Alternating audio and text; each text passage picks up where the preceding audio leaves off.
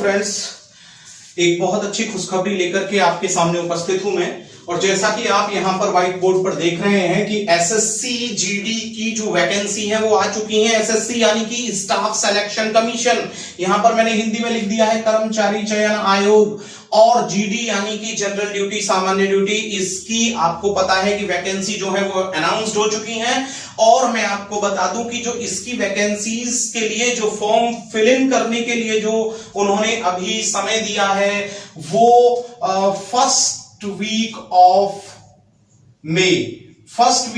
मई यानी कि मई का जो ये अभी जो मैं आज लिख रहा हूं कि इसी सप्ताह में इसके जो फॉर्म हैं वो भरने शुरू हो जाएंगे कभी भी, तो बिल्कुल तैयार रहें। इसके बाद मैं आपको बता दूं कि शैक्षिक पात्रता मिनिमम 10th क्लास रखा गया है। कितना रखा गया है? 10वीं कक्षा रखा गया है। लेकिन एक बात को आप बखूबी जान लीजिएगा कि जो स्टूडेंट 33% से कम मार्क्स प्राप्त किए हैं वो इस फॉर्म को फिल इन करने के लिए एलिजिबल नहीं होंगे, बिल्कुल नहीं होंगे। जिसके भी 33% से कम है मार्क्स, याद रखिएगा, वो इस फॉर्म को बिल्कुल भी नहीं भर सकते हैं। इसके बाद हम बताते हैं आपको कि इसमें जो परीक्षा हेतु विषय रखे गए हैं वो क्या क्या रखे गए हैं। परीक्षा हेतु जो इसमें विषय रखे गए हैं वो सबसे पहला जो इसमें विषय रखा गया है वो ऑप्शनल, मैं आपको बता दूं कि या तो आप हिंदी रखेंगे या उसमें अंग्रेजी रखेंगे,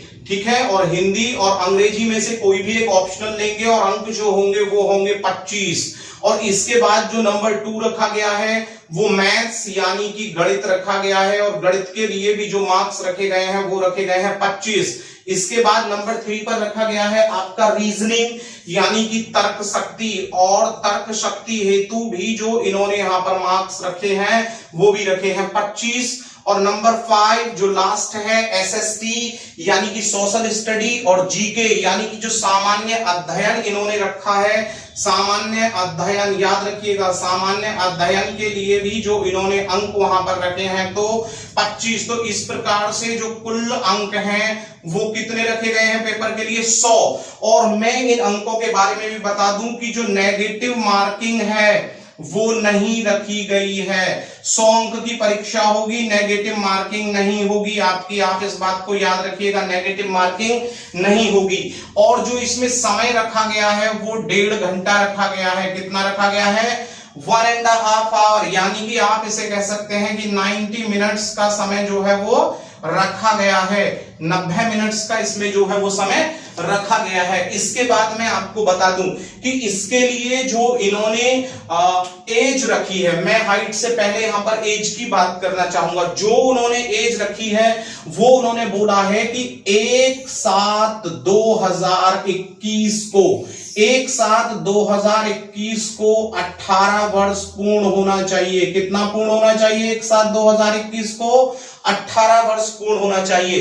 तो श्योर है कि जिसने 1/7/2003 का जिसका डेट ऑफ बर्थ है, जन्म है, वो इस फॉर्म को यहां पर फिल इन कर सकता है। उसके बाद हम सबसे मेन बात पर आते हैं कि जो इसमें हाइट है वो उन्होंने क्या रखी। तो हाइट का क्राइटेरिया इन्होंने बड़ा अजीब सा थोड़ा आपकी बार रखा है। उन्होंने जो जनरल है, याद रखिएगा, जो जनरल है यानी कि सामान्य है, और जो ओबीसी है यानी कि जो अदर बैकवर्ड कास्ट है, और इसके बाद जो उन्होंने एससी यानी कि शेड्यूल कास्ट है, तो उसमें याद रखिएगा कि जो मेल है, मेल यानी कि जो पुरुष के लिए इन्होंने लंबाई रखी है, पता है वो कितना रखा है? वो 170 सेंटीमीटर। कितनी लंबाई होनी चाहिए इन तीनों के लिए?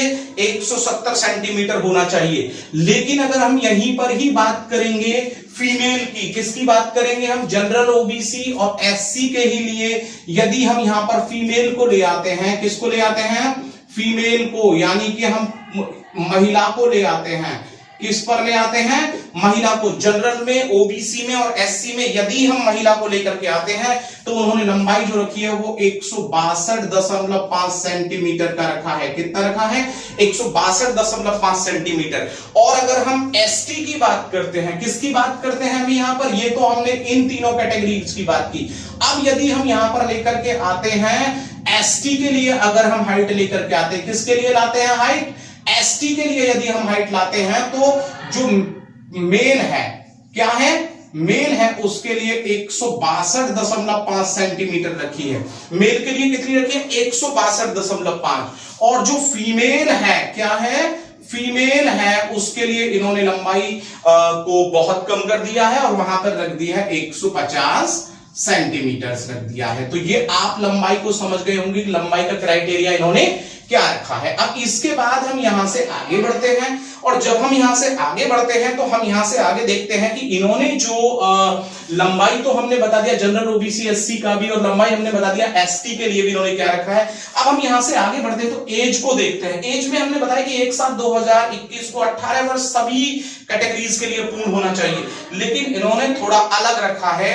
और जो अलग इन्होंने यहां पर रखा है वो रखा है कि जो जनरल है, देखिए जरा ध्यान दीजिएगा, यानी कि जो जनरल है, जो सामान्य वर्ग है, उसके लिए तो इन्होंने रखा है 18 से 23 वर्ष। कितना रखा है?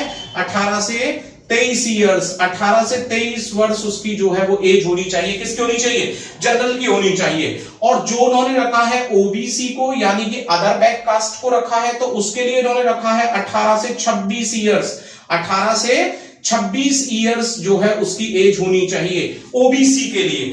अब हम यहां से आगे बात करते हैं कि अगर वो कहता है कि एसटी और एससी के लिए कितना रखा है, तो एससी और एसटी के लिए उन्होंने रखा है, एससी और एसटी इन दोनों के लिए उसने एक ही एज क्राइटेरिया रखा, और वो रखा है 18 से 28 ईयर का।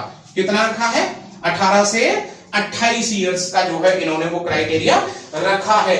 तो माय डियर स्टूडेंट्स, बिल्कुल भी देरी ना करें और जल्दी से जल्दी अपना बिल्कुल जो नेट है सबके पास है, उसे बिल्कुल आप डेली सरकारी रिजल्ट आदि पर भी चेक करते रहें। जैसे ही फॉर्म फिल इन होने शुरू होते हैं तुरंत आप इसके अकॉर्डिंग भर दीजिए, और जैसे ही और भी वैकेंसीज अपडेट होती है मैं उनकी जानकारी आपको लेकर के पुनः आपके सामने हाजिर होऊंगा। तब तक के लिए मैं सुभाष चंद्र शर्मा आपसे विदा चाहता हूं। Thank you.